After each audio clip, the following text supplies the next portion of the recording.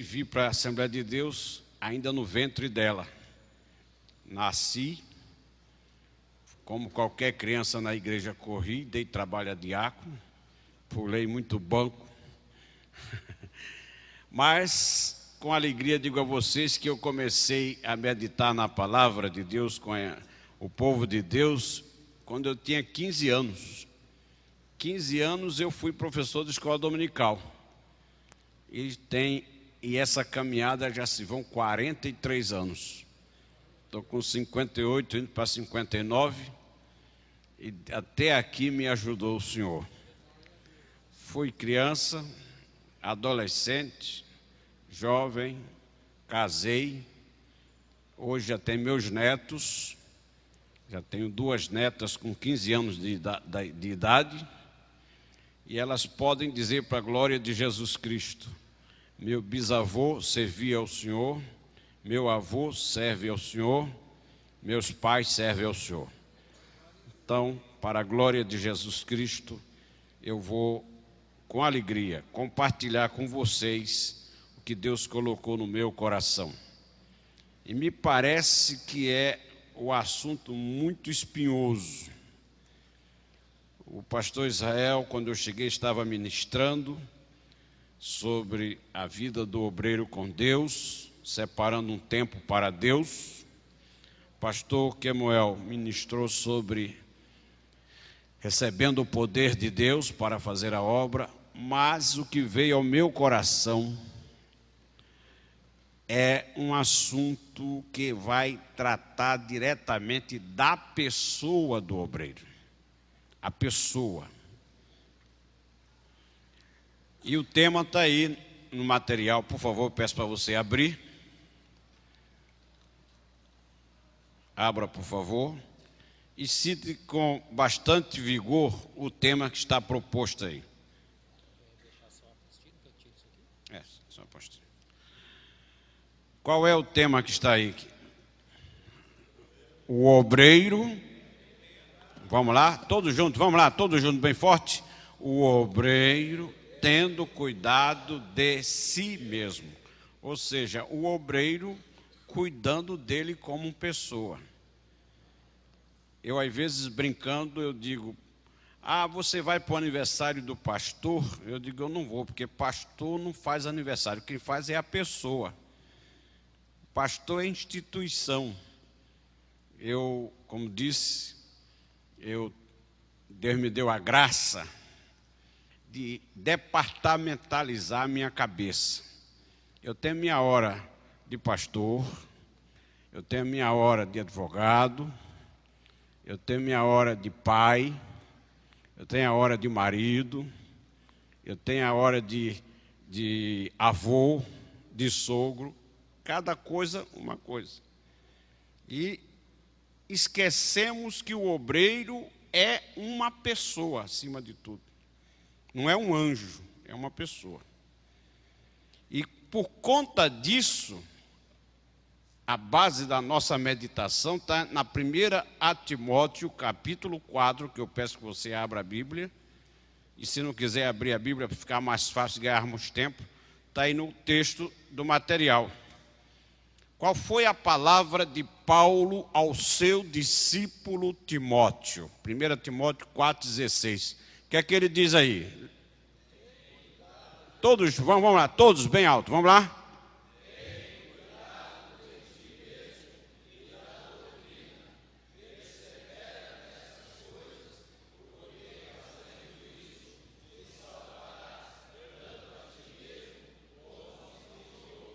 Tem cuidado de quê?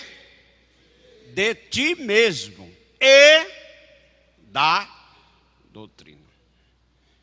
E o que nós temos observado, e eu digo a vocês com muita propriedade, porque eu sou filho, como disse, de um pastor.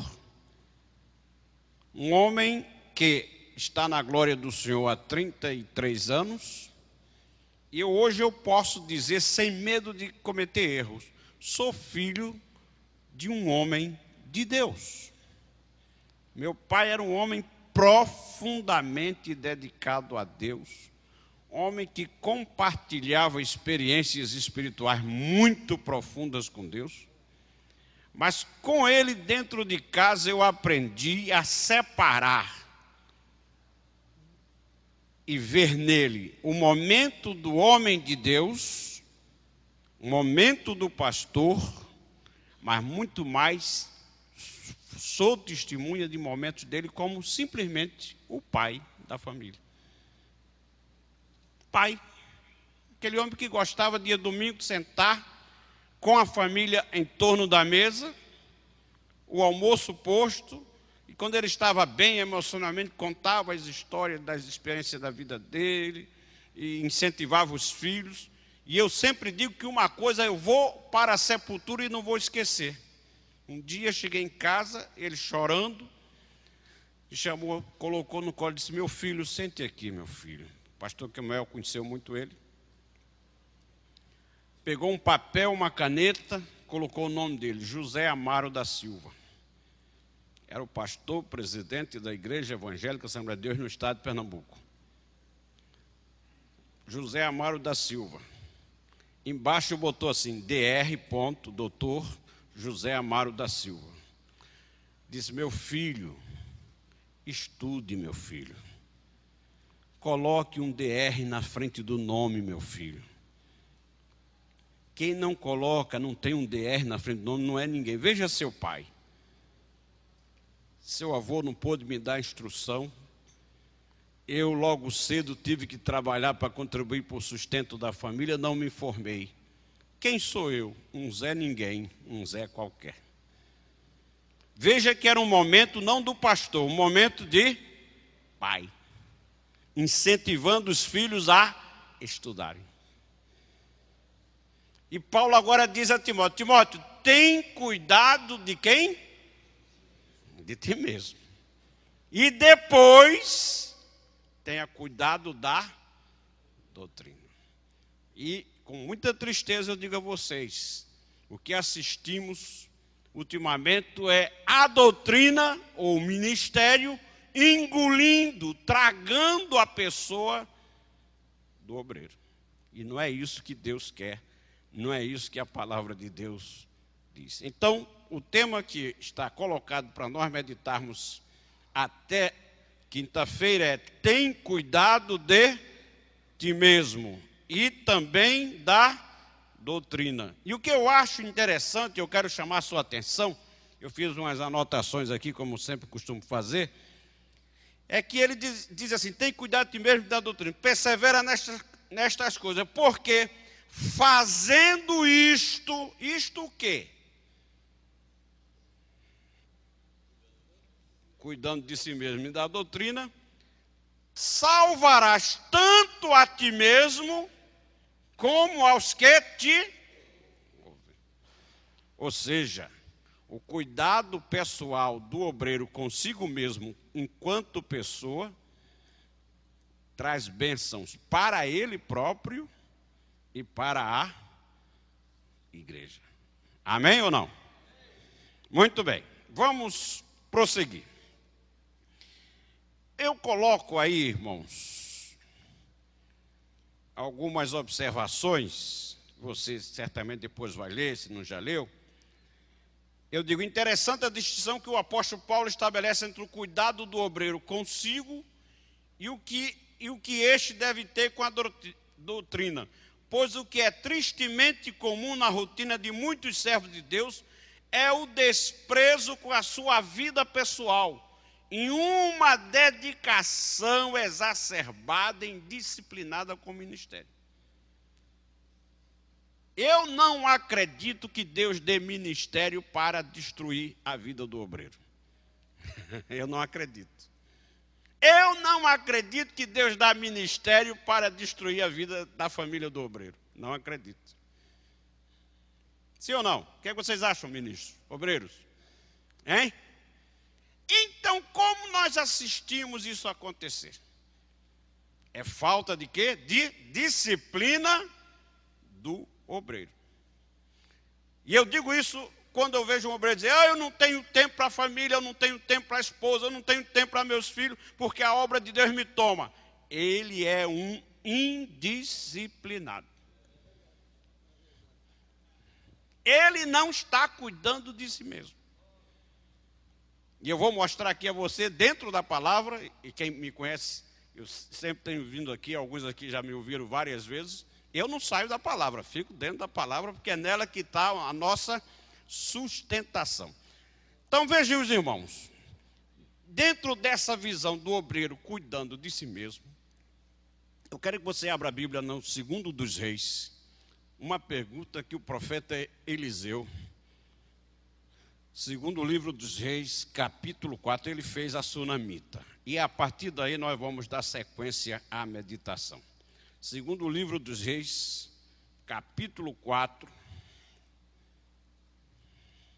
3 perguntas que o homem de Deus fez a sunamita que você vai fazer a você mesmo.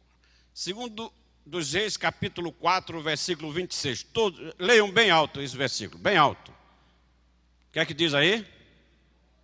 Todos lendo aí, bem alto, leia bem alto. Qual foi a palavra do profeta Eliseu a Geazi? Corre-lhe, como é que diz aí? Agora, pois, todos, vamos lá? Agora, corre-lhe ao encontro e diz-lhe.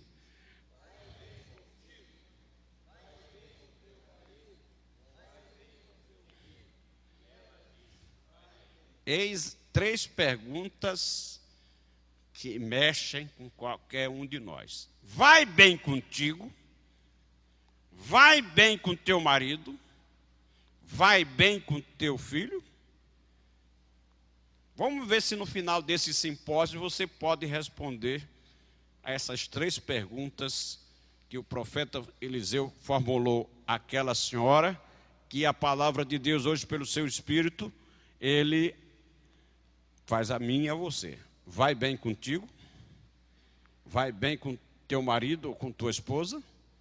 Vai bem com teu filho? Com tua filha? Amém ou não? Amém ou não? Muito bem. Vamos correr um pouco, porque tem bastante material e nós não podemos deixar de fora. Muito bem. O primeiro ponto que eu coloco aí na página 5 da apostila, verifique aí.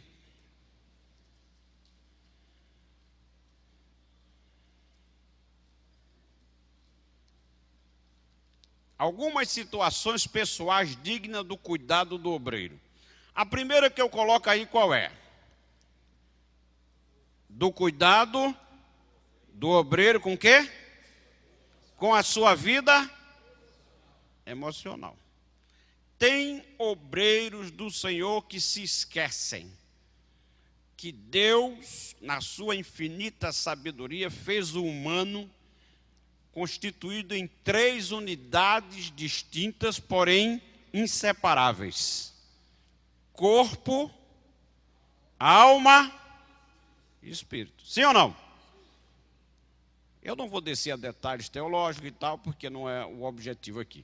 Mas sabemos que todo humano, enquanto vivo, ele é constituído dessas 3 unidades, que são distintas, porém inseparáveis.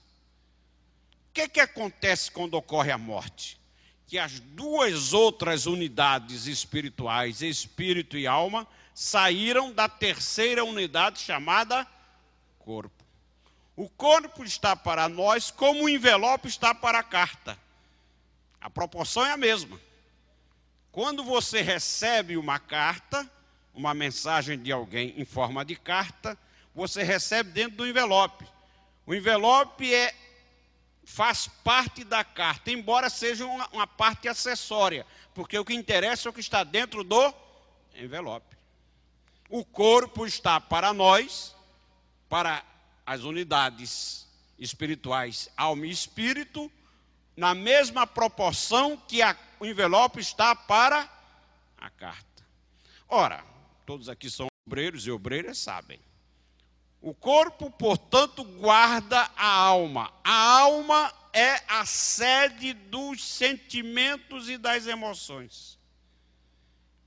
Eu cito aí, escrevo aí, uma palavra de Jesus que diz: a minha alma está o quê? Está o quê? Cheia de tristeza até a morte. Ana, a profetisa, quando recebeu Samuel, disse: a minha alma engrandece ao Senhor. O salmista diz: bendize, ó minha alma, ao Senhor. Alma. E temos a terceira unidade, que é também espiritual, que é o espírito. O espírito é a vida. A Bíblia diz que Jesus, tendo reclinado a cabeça, o que é que tem? Entregou o seu espírito. E lá em Eclesiastes diz: e o espírito volte a Deus que o... Ou seja, referente-se à morte do humano. Amados, já prestaram atenção que tem muitos obreiros embalados pelo sucesso do ministério e esquecem que tem alma? Eles esquecem que eles têm alma. Viram máquinas ministeriais, esquecendo que tem alma para ser cuidada. E eu vou trazer aqui, para este contexto, uma palavra de Jesus que nós sempre empregamos para os pecadores, mas nós precisamos usá-las para nós. De que vale o homem ganhar o mundo inteiro? O que é que tem?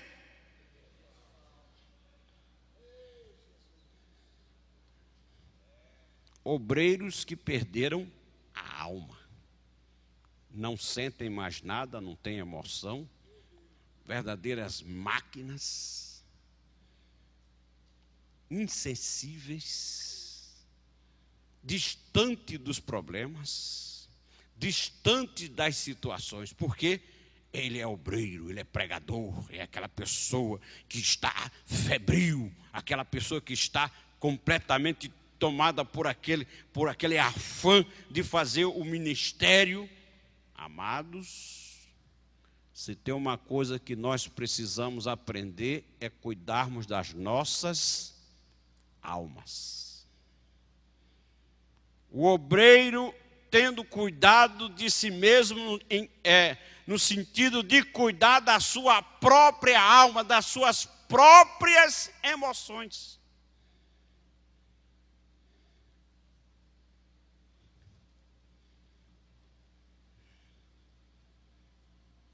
Eu sei que teologicamente não é muito apropriado nós usarmos essa palavra de Jesus, de que vale o homem ganhar o mundo inteiro e perder a sua alma. Mas, obreiros com tristeza e obreiras também com tristeza, eu digo, tem muitos aí ganhando muitos pecadores para Jesus, tem muitos pregadores sacudindo auditórios no poder de Deus, mas quando descem do púlpito, pessoalmente estão destruídos, acabados. Família já nem se fala. Família já nem se fala. Esposas viúvas com marido vivo.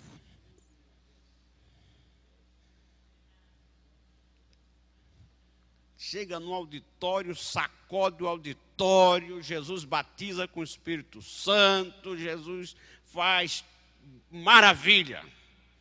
Agora, ele pessoalmente, a sua alma como está? Muitas vezes chega de um quarto de hotel, dentro de uma solidão, porque não tem aconchego da esposa, não tem aconchego de filho, não tem mais nada. Acabou a sua vida sentimental. E Paulo está dizendo, tem cuidado de mesmo. Irmãos, quando eu cheguei aqui, sentado ali, comecei a pensar e me ocorreu dois exemplos, um exemplo bíblico que eu vou trazer para dar sustentação ao que eu estou dizendo a você. Mateus capítulo 27. Abra sua Bíblia, Mateus 27. O exemplo de um obreiro que perdeu a alma, não cuidou da sua alma. Mateus 27, abra a Bíblia.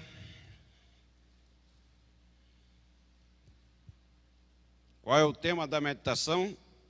Tem cuidado de... E a pergunta é, vai bem contigo? É a primeira pergunta, vai bem contigo? Qual é o exemplo que eu trago aqui para dar suporte ao que eu estou dizendo? Mateus 27. Vamos ler dos versículos 1 ao 5. E chegando amanhã, todos os príncipes dos sacerdotes e os anciãos do povo formavam juntamente conselho contra Jesus para o matarem. Versículo 2, toda a congregação leia. Todos, irmão, todos, leiam bem alto aí. Versículo 2.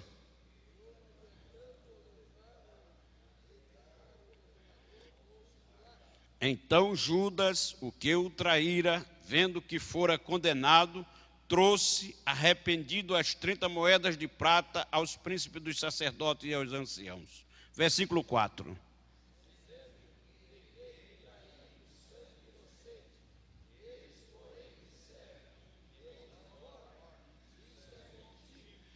E ele, atirando para o templo as moedas de prata, o que ele fez? E foi-se o quê? Vamos parar um pouquinho aqui, amados. Vamos parar um pouquinho aqui. Pense a chamada de Judas para o ministério. Pense. Lá em Lucas, capítulo 6, está dizendo que Jesus escolheu Judas como escolheu os demais. Lucas 6, versículos 12 ao 16, diz que Jesus passou uma noite orando. E de manhã desceu do monte e escolheu os 12. Dentre os 12 estava quem? Judas Iscariotes. Lá em Mateus 10 está dizendo que Jesus chamou os 12 e deu-lhes poder sobre todos os espíritos imundos. Jesus chamou os 12 e Judas no meio e deu-lhe a comissão de sair para pregar o reino de Deus. Sim ou não? Ele estava no meio ou não estava? Qual foi o fim dele?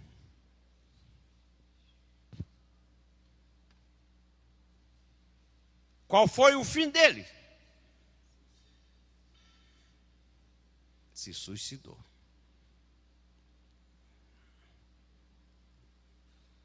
Por isso que Paulo disse, Timóteo, tem cuidado de ti mesmo, Timóteo. E depois da doutrina. O obreiro precisando de cuidar de si mesmo, cuidar da sua alma, a sede das suas emoções. Tem hora, amados, e Jesus foi muito pródigo nesse exemplo que eu vou citar agora. Jesus, com toda uma tarefa de pregar o evangelho, com uma multidão em torno dele, para onde Jesus ia, a multidão acompanhava, sim ou não? Mas teve hora que Jesus disse, despede todo mundo e subia solitário. Ficava sozinho. Sozinho. Sim ou não?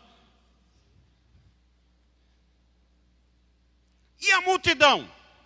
Ele já tinha atendido, já tinha pregado, já tinha ministrado, já tinha abençoado, já tinha curado. E agora era a hora de Jesus ficar com ele só, cuidando dele.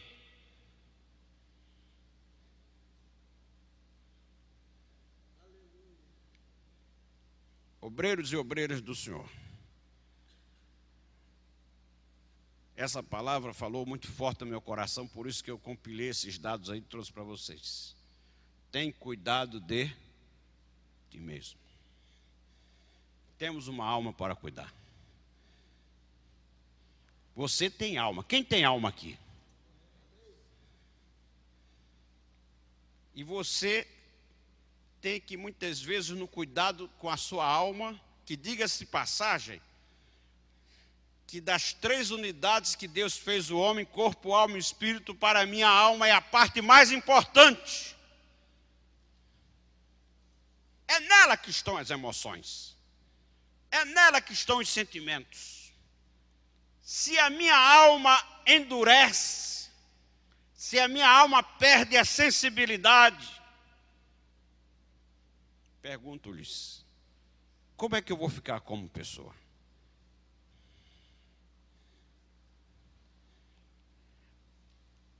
Aí você diz, pastor, e o que eu devo fazer? Salmo de número 42, versículo 5.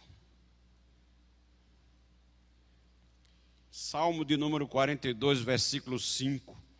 Aquilo que parece um diálogo de um louco. O que é que disse o salmista aí no 42 e 5? Está aí no material. O que é que ele diz aí? Leiam todos aí, 42 e 5.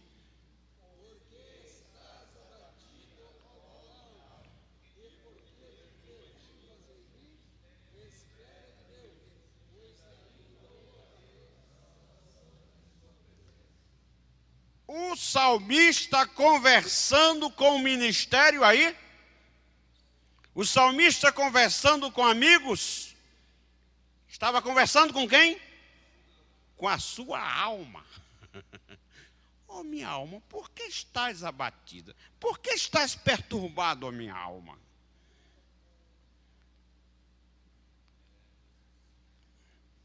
Esse cuidado que o obreiro precisa ter com sua alma, irmão. Jesus deu uma sugestão.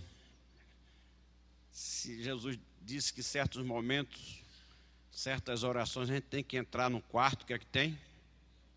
O que é que tem? Trancar a porta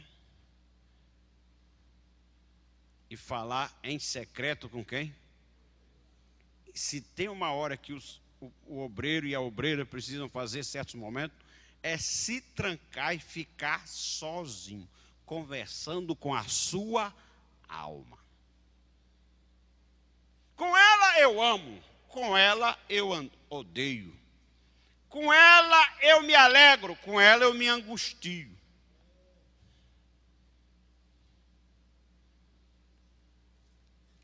Eu vou ser muito franco com vocês. Muitas quedas de obreiros e obreiras na casa do Senhor, não é porque o diabo tentou, não, somente.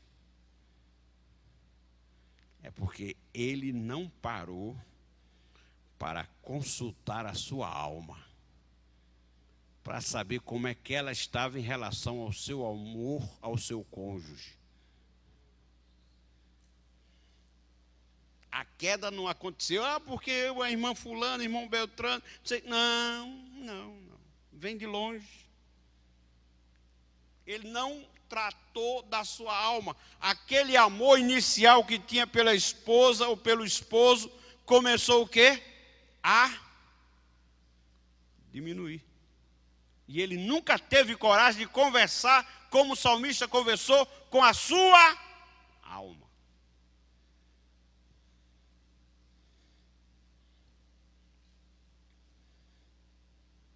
Jesus, nos momentos finais do seu ministério, quando saiu para o Getsêmani, diz a Bíblia, que ele levou os 11 para o jardim. Dos 11, ele separou os 3, Pedro, Tiago e João. Mas, levando os 3 consigo, diz a Bíblia, que ele deixou os 3 e distanciou-se e ficou o quê? Sozinho. Deixa eu levar você a meditar aquilo que Deus colocou no meu coração. Se o obreiro, consultando a sua alma, sente que ela está entrando num estado de confusão, tanto confusão espiritual quanto sentimental. Talvez muitos obreiros aqui antigos possam dar aula sobre o obreiro chegar a um momento de confusão espiritual, onde certos valores espirituais entram num estado de pânico ante a realidade que ele está ali vivendo. Numa hora dessas, é uma hora que o obreiro para consultar, ou ele perde tudo. Eu vi um pastor, servo de Deus, presidente de um grande ministério. Ele disse que um dia chegou um pastor que trabalhava com ele numa cidade, disse: pastor, ligou para ele, disse: vem aqui na minha cidade que eu vou entregar a igreja. Não vou mais ser pastor. Pastor, minha esposa enlouqueceu, está hospitalizada, os meus 2 filhos estão em cima de uma cama, cada um numa cama doente, e eu tenho orado e perguntado a Deus e nada me vem, eu perdi o ânimo, a fé, eu não tenho mais condições de continuar pastor. Vem aqui que eu vou entregar a igreja, e parei por aqui. O pastor pegou o carro e foi. Chegou lá, o obreiro estava num estado que não adiantava dizer: Deus é contigo, irmão. Deus vai te ajudar, irmão. A realidade era aquela, ele estava em pânico. A alma estava numa verdadeira fogueira. Uma confusão espiritual profunda na alma. O pastor disse: vamos orar. O pastor dobrou o joelho, ele dobrou o outro lado. E o pastor começou a orar e ele calado ali. Não dizia uma palavra de oração. Não tinha mais nada, estava acabado, estava arrasado. E o pastor, presidente daquele ministério, disse que quando viu aquela situação, ele puxou a oração sozinho e precisava da intervenção de Deus para que o ânimo daquele obreiro fosse o quê? Reavivado, reanimado. Aí daqui a pouco o pastor daquele ministério disse assim: Deus, em teu nome, eu vou pôr as mãos na cabeça das crianças e cura agora. Colocou a mão na cabeça de uma, a criança levantou. Colocou a mão na cabeça da outra, levantou e perguntou: pastor, onde está a sua esposa? Está no hospital. Em que direção fica o hospital? Naquela direção. Senhor, eu vou lá agora e quero voltar com a tua serva sarada. Vamos comigo. Chegou lá, a esposa estava sentada já na recepção do hospital, que o médico tinha dado alta com a maleta na mão para voltar para casa. Oh, aleluia. Porque estás abatido, ó minha alma. Aleluia. E porque te perturbas em mim. Aleluia. Aleluia. Tem muito obreiro enganado com o ministério. Muita gente enganada no ministério. Colocados no ministério sem a devida experiência. Me permito usar uma figura, como aquela banana que não está madura, mas coloca um material chamado carbureto, que ela amadurece à força. Quando vem os momentos de dificuldade, momentos como aquele que Jesus gritou para o Pai: Deus meu, por que me desamparaste?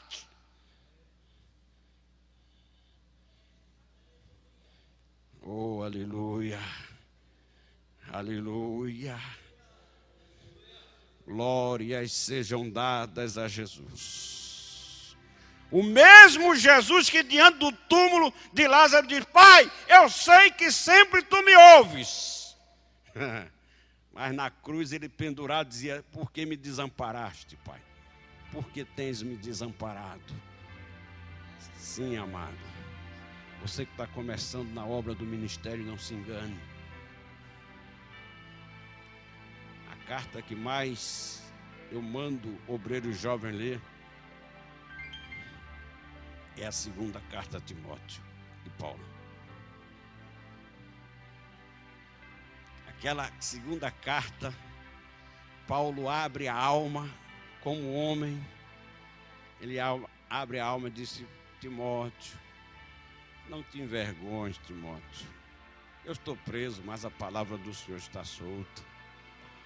Sofre comigo, Timóteo, as aflições do ministério. Ô Timóteo, Jesus, filho de Davi, da descendência de Davi, ressuscitou dos mortos, Timóteo.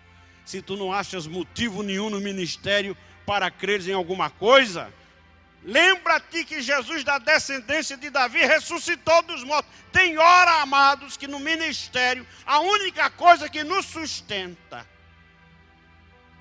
é a fé que Jesus ressuscitou dos mortos. Oh, aleluia, aleluia, aleluia.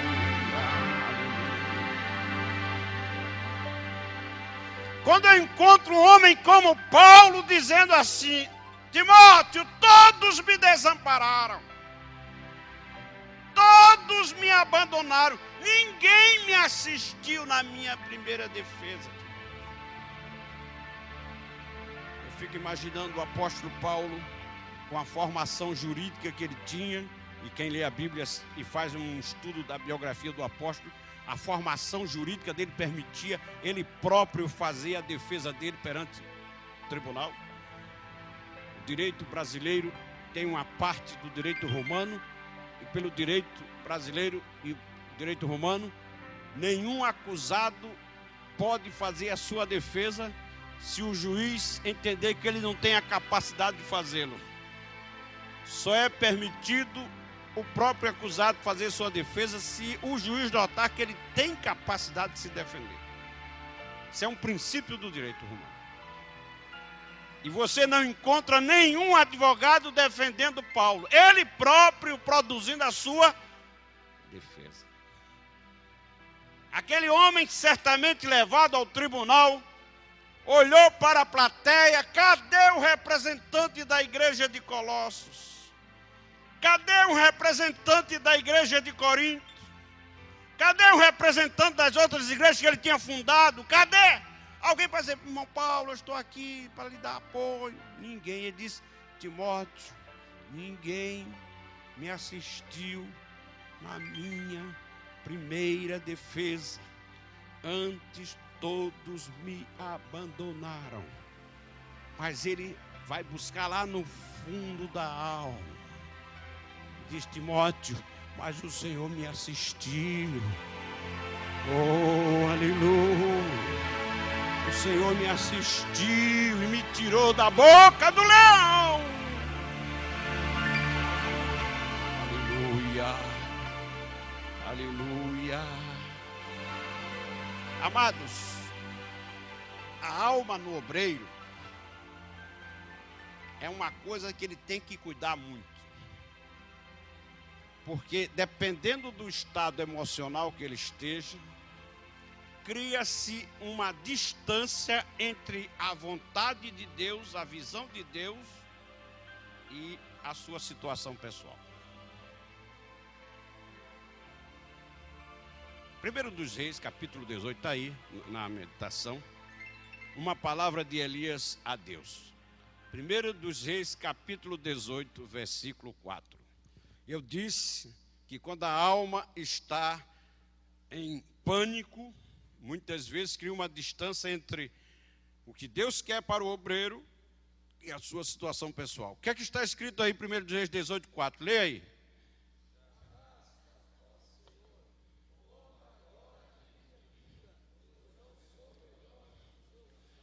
Essa palavra foi dita por quem? Pelo profeta Elias, um dos maiores profetas de todos os tempos. Sim ou não? Citado no Antigo Testamento, citado também no Novo Testamento. Sim ou não? Preste atenção. Em que momento Elias disse isso aí? Exatamente no momento depois de uma grande vitória ministerial. Lá no Monte Carmelo, ele disse a Acabe: junta todos os profetas de Baal, todo mundo, manda lá para o monte.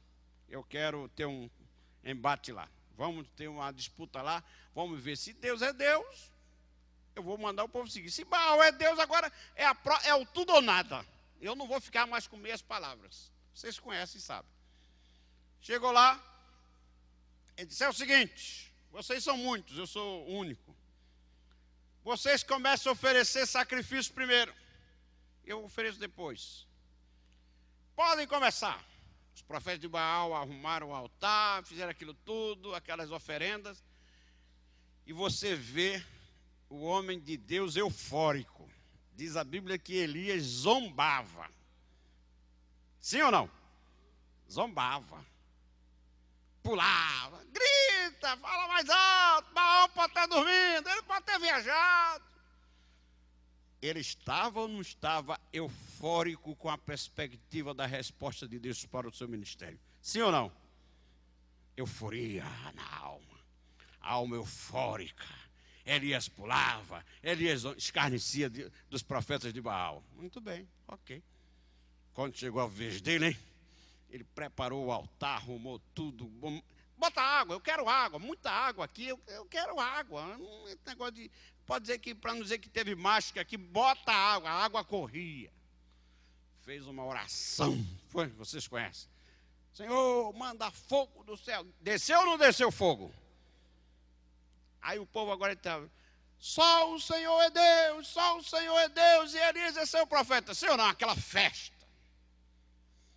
No outro dia, Jezabel manda dizer, diga a Elias que a espada vai cortar o pescoço dele como ele usou da espada para matar os meus profetas. Diga só isso a ele. Quando chegou o mensageiro com a mensagem para o homem de Deus, ele disse, manda aquela ímpia vir aqui, eu vou fazer a mesma oração, vai descer fogo do céu, vai consumir Jezabel. Foi assim? Hein? Alma. Alma.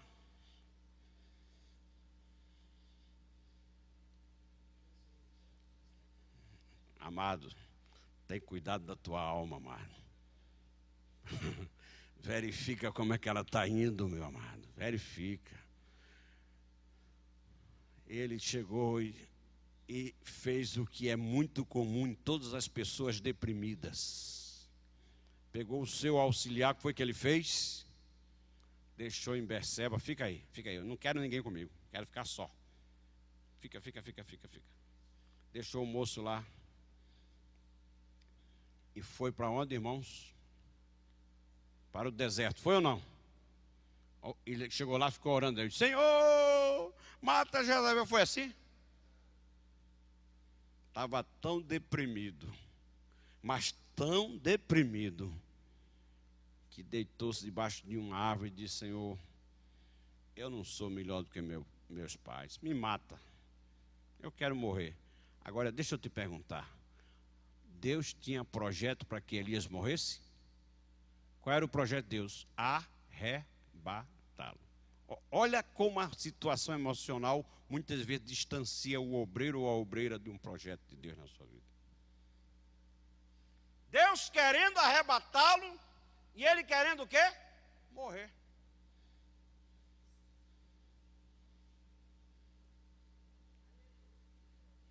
Vocês estão vendo como há uma distinção entre o homem de Deus e o homem? Tem muita gente, sou homem de Deus, irmão, sou mulher de Deus, sou mulher de oração, sou homem de Deus, irmão.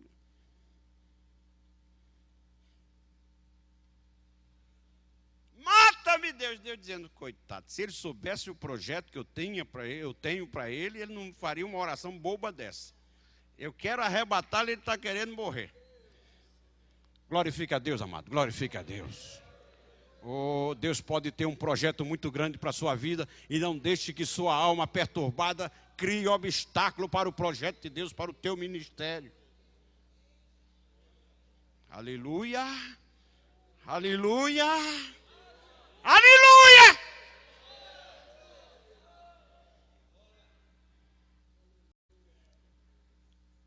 A depressão foi tão grande que um anjo trouxe comida, ele comeu, e ele disse, agora eu estou pronto, agora vou enfrentar Jezabel. O que foi que ele fez? Tornou a dormir. Deixa eu dizer uma coisa aqui a vocês. Como eu disse, meu pai era um homem de Deus, presidente da Igreja Evangélica Assembleia de Deus no estado de Pernambuco. Mas chegou momentos da vida dele que ele ficou tão desesperado com as lutas, que isso vai variar, claro, de pessoa para pessoa. A questão emocional não é padrão. O meu padrão emocional não é o mesmo de Kemuel, não é o mesmo do pastor Israel, de nenhum dos senhores. Cada um de nós tem o seu perfil emocional. E meu pai era aquele homem que, graças a Deus, eu não herdei dele, que qualquer coisa o entristecia. Eu já tenho um lado da minha mãe que manobra assim, dá aquelas voltas em torno dos problemas e eu saio intacto do outro lado. É difícil uma pessoa me fazer uma coisa para me deprimir, raramente. Eu não trabalho com esse vetor, é o lado da minha mãe. Mas meu pai, e ele desesperou-se. Minha mãe que está lá até hoje conta. Um dia, 4h pouca da manhã, pastor José Amaro da Silva, sem camisa, foi lá na cozinha, pegou uma foice, porque ele ia sair na rua para dar foiçada em gente.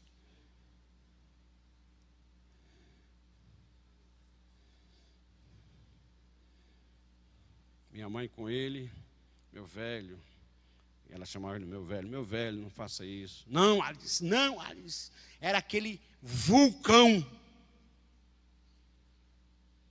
Ele era aquele vulcão de emoções.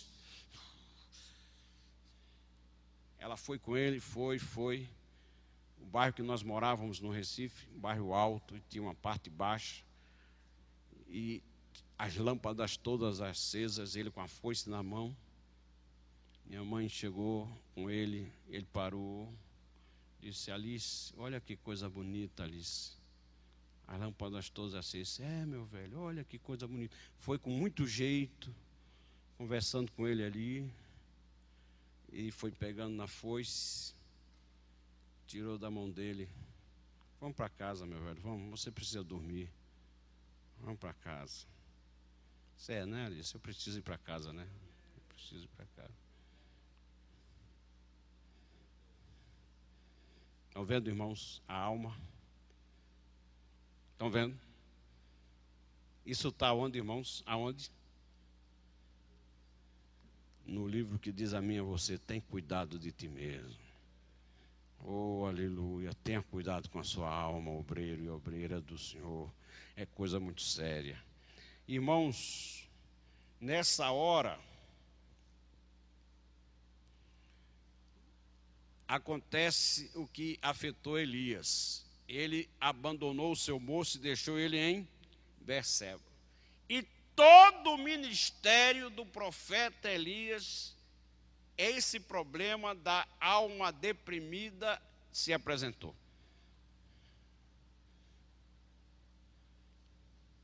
E é aí uma coisa, amado, que você, obreiro jovem, começando no seu ministério, precisa entender.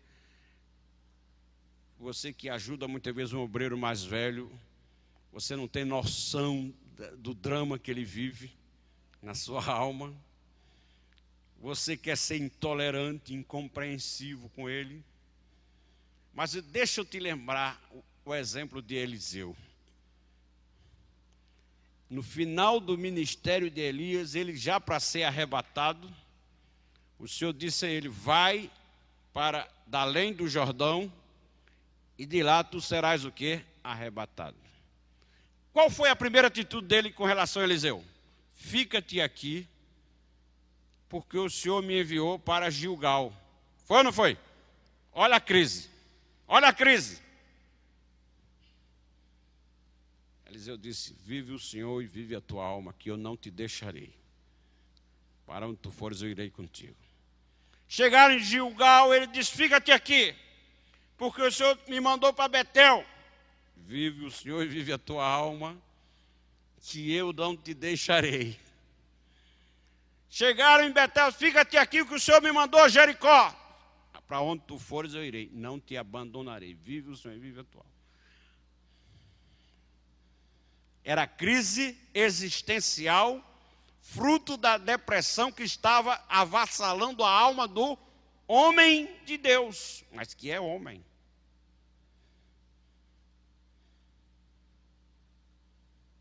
Você talvez nunca pensou nisto, que você tem uma alma para você cuidar dela. Que você tem que parar. Tem hora que você tem que parar. Agora eu vou conversar com a minha alma. O pastor Israel dizia que o celular é uma bênção, em um certo momento, mas em outro um atrapalho. É nessa hora que você diz: vive o Senhor e vive a alma de todas as minhas ovelhas, que eu vou desligar. Está aqui, ó, o meu está desligado. Quando eu desembarcar em Salvador, sexta-feira, creio que os problemas estarão fazendo fila na porta do avião me esperando. Não quero nem saber, eu estou aqui para ministrar as coisas de Deus. Já desliguei. Você não pode, amado, você não é Deus. Você é homem de Deus, mas não é Deus. Deus é que não se deprime.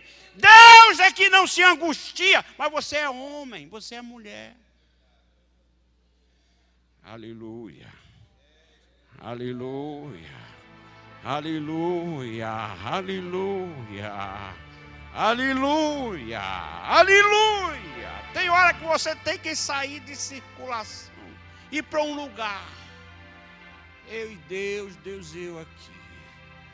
Oh, aleluia. Aleluia. Aleluia. Aleluia. Aleluia.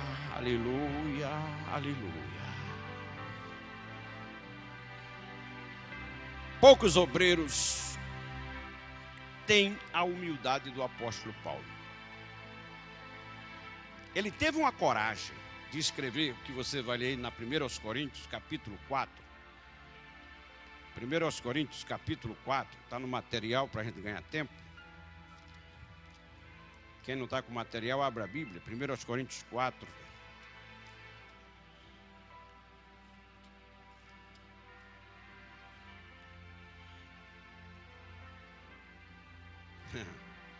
Capítulo 4. Por favor, todos leiam o que ele diz no versículo 9. Versículo 9, leia aí. Versículo 9. 4, versículo 9, leia aí. 4, versículo 9, leia aí. Porque tenho, vamos lá? Todos, por favor, leiam aí.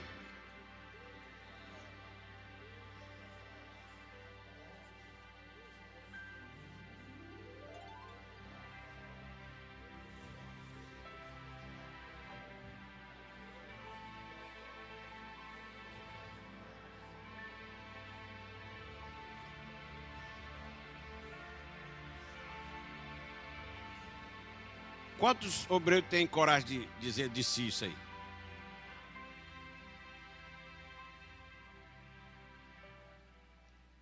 Quando ele escreveu isso aí, irmãos, como é que estava o apóstolo Paulo como pessoa? Estava alegre?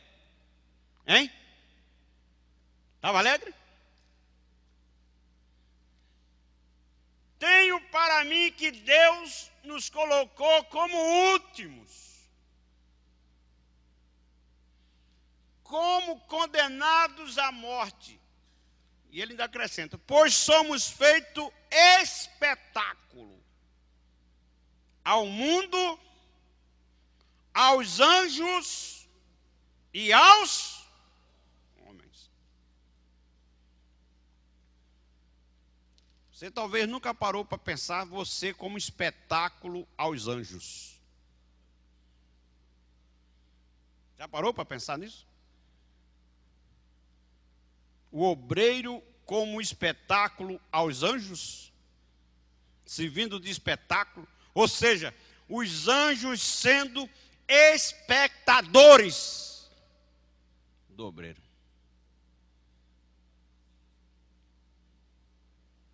Eu vou só lhe lembrar.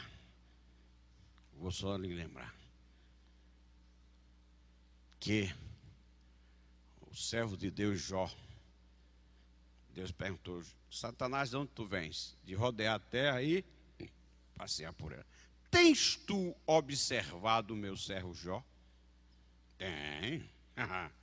Ele é meu espetáculo preferido. Tens tu observado o meu servo Jó?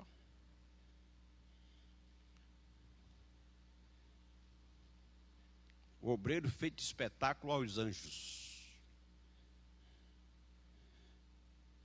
Lá na carta, lá no livro do profeta Zacarias, me parece que é o capítulo 3, o homem de Deus ali descreve uma visão que ele teve do Senhor assentado no seu trono, Josué, o sumo sacerdote, com roupas sujas de um lado, e quem estava do outro? Quem estava do outro? O diabo. E para que o diabo estava do lado de Josué na presença de Deus? Para ter do quê? Acusá-lo, porque ele estava com as vestes. E por que ele estava ali? Porque ele tinha observado a conduta de Josué. E Paulo diz: a nós, apóstolo, Deus tem nos feito espetáculo ao mundo, aos anjos e aos homens. Nos minutos finais, eu coloco aqui a seguinte pergunta: o que fazer então como parte do cuidado que o obreiro precisa ter com as suas emoções e da sua alma? Eu digo aí, adotar a postura humilde de Jesus, que suplicou aos seus atônitos apóstolos: ficai aqui, e que aqui tem? Quem? Ficai aqui e... Eu imagino a cena, Jesus falando para os seus discípulos que viram ele acalmar a tempestade, acalmar o mar, sim ou não? Acalmar o vento, viram ele ressuscitar Lázaro, viram ele abrir olhos de cegos, e ele agora diz assim: eu estou precisando da ajuda de vocês. Fiquem aqui, me ajudem. Fiquem aqui, vigiem comigo. Eu estou acabado, eu estou arrasado. A minha alma está triste até a morte. Mas tem obreiro e obreira que se sentem super-homem. Estão se acabando, estão arrasados emocionalmente, mas são cabeça dura, são tupete em pé e não tem coragem de dizer para um irmão assim: irmão, me ajude. Em nome de Jesus, eu estou precisando da sua ajuda. Eu sou seu pastor. Mas agora quem está precisando de ajuda sou eu. Me ajude. Oh, aleluia. Aleluia. Ele é orgulhoso o suficiente. Não, eu não vou dizer isso, porque isso vai parecer fraqueza diante das ovelhas. Irmãos, não é não. Se você tiver humildade, na hora que você estiver precisando de ajuda, disser a alguém, a um irmão, uma irmã, me ajude, irmão, em oração. Eu estou precisando. Nesse momento eu preciso. Eu te garanto que um exército de obreiros e obreiras, oveiros e ovelhas vai se levantar. Oh,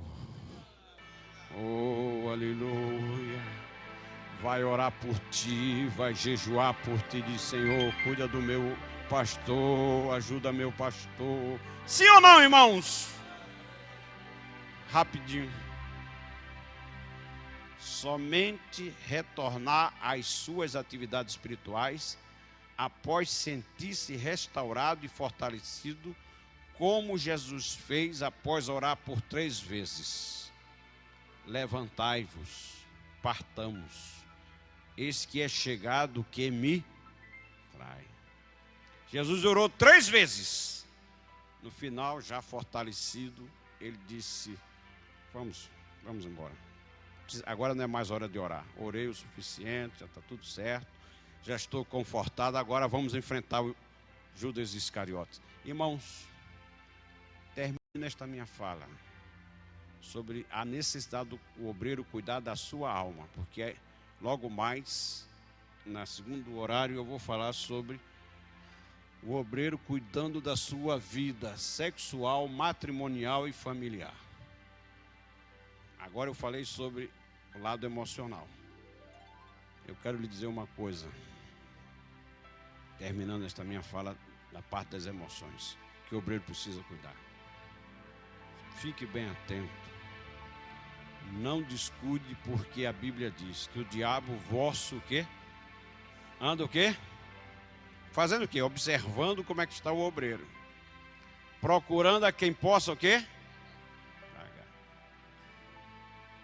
Ele não dorme, pior, você que se cansa, dorme, cochila, mas o teu inimigo nem dorme, nem mesmo cochila, porque ele é espírito. Tu és humano, ele é espírito. E ele está procurando a quem possa tragar.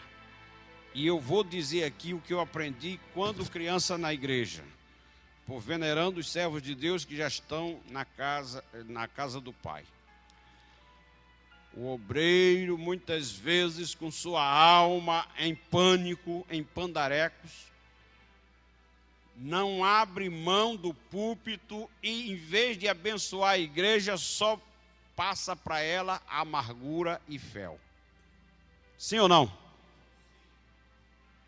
E os obreiros sempre disseram, e aprendi criança na igreja, quando você não tiver uma palavra de Deus para o povo de Deus, se cale, fique sentado, passe a oportunidade para outro e espere passar a amargura para você voltar a usar a palavra.